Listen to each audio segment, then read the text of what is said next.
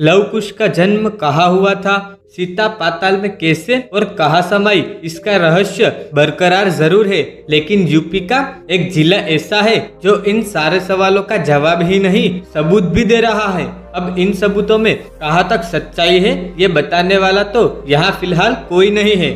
हम बात कर रहे हैं कानपुर शहर से 17 किलोमीटर दूर बिठूर में बने महर्षि वाल्मीकि आश्रम की। लव कुश की जन्मस्थली कहे जाने वाली बिठूर में हर दिन हजारों की संख्या में लोग यहाँ दर्शन के लिए आते हैं। केवल शहर के ही नहीं बल्कि कानपुर आने वाले सैलानी भी भगवान राम से जुड़ी इस स्थली के मोह से दूर नहीं हो पाते हैं। सीता रसोई, वाल्मीकि आश्रम आदि के अस्तित्व आज भी यहाँ विराजमान है। यहाँ माता सीता का एक मंदिर भी है। मंदिर में माता सीता की प्रतिमा अपने पुत्र लव और कुश के साथ है। बताया जाता है कि 8 लाख साल पहले माता सीता बिठूर आई थी और यहीं पर लव कुश का जन्म हुआ था। लव कुश ने इसी स्थान पर वाल्मीकि जी से शिक्षा भी प्राप्त की थी। वही राम जानकी मंदिर में लव कुश के बाण आज भी रखे हुए हैं। गंगा नदी के किनारे बसे इस स्थान पर एक और सीता रसोई भी बनी हुई है। यहीं पर सीता जी भोजन बनाती थी। उस समय उपयोग किए गए बर्तन भी सीता रसोई में मौजूद है।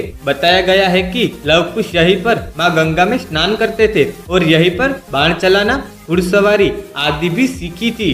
भगवान राम ने जब अश्वमेध यज्ञ कराया था तो कोई भी राजा उस समय उनके घोड़े को पकड़ने की हिम्मत नहीं कर पाया था। वाल्मीकि रामायण में उल्लेख है कि जब वो घोड़ा बिठूर पहुंचा तो लव कुश ने उसे बांध लिया था।